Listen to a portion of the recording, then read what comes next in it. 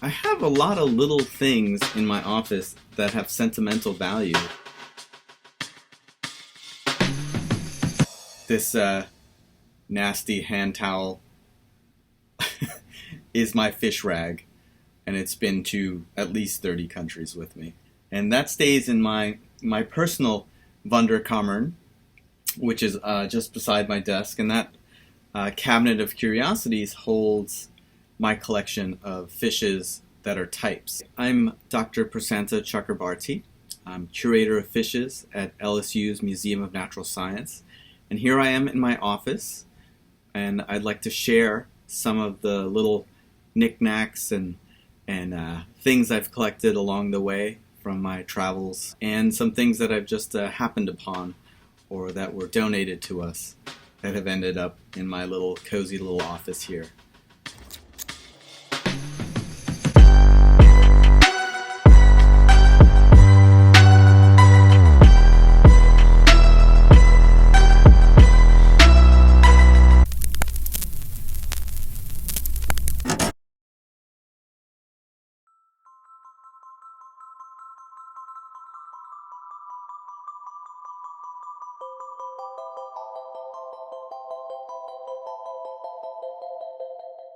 So type specimens are the most important museum specimens. They are what was used to describe species, and I've described 15 species new to science, and they stay in that cabinet.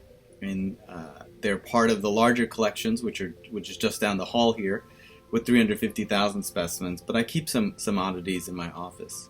These are Cyprinella venustra, which is probably the most common fish in Louisiana, freshwater fish. Not very interesting on its own, but they were collected by Albert Doucet in 1974, and he was the first African-American graduate student at the museum. I didn't know anything about him until a few weeks ago when we had a Black and Natural History Museum week dedicated to looking back at and forward towards who have been the African Americans and Black naturalists that have been important to natural history museums. And now, I keep this jar to remind me that he's collected 60,000 plus specimens that now are held at in my collections.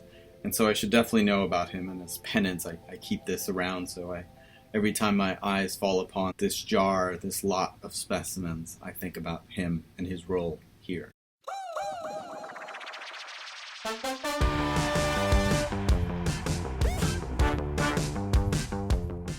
Then there are things that have just like sentimental value. Some of it's not so interesting to most people, but it is to me. I guess I should start by the first thing that usually people notice. Now, LSU folks love tigers. We have a live tiger on campus, part of the vet school, but we also have a number of taxidermy tigers. And this is the worst of them.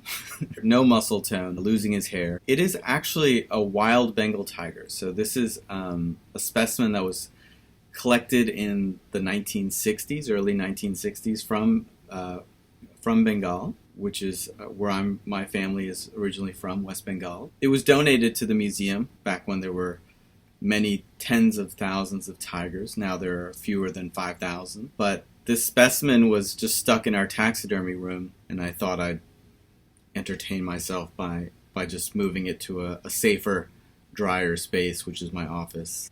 I have a whole row of tins and tins of teeth from different parts of the world that I love to collect tins. I don't know why. Bones.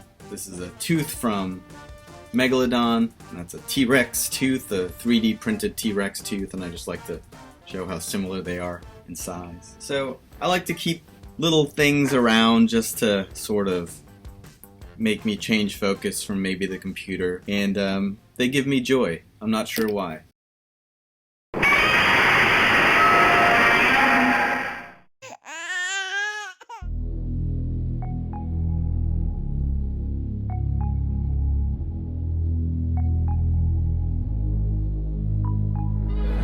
Then there are things that have just like sentimental value. And I didn't realize how many of them are sort of related to religion. And I'm not a very religious person, but I do think of these pieces as sort of keeping me at rest or at peace or something. I'm not sure exactly what. So I have this spinning Buddha head that I like to keep and sort of twirl around every once in a while when I'm thinking and rubbing my chin.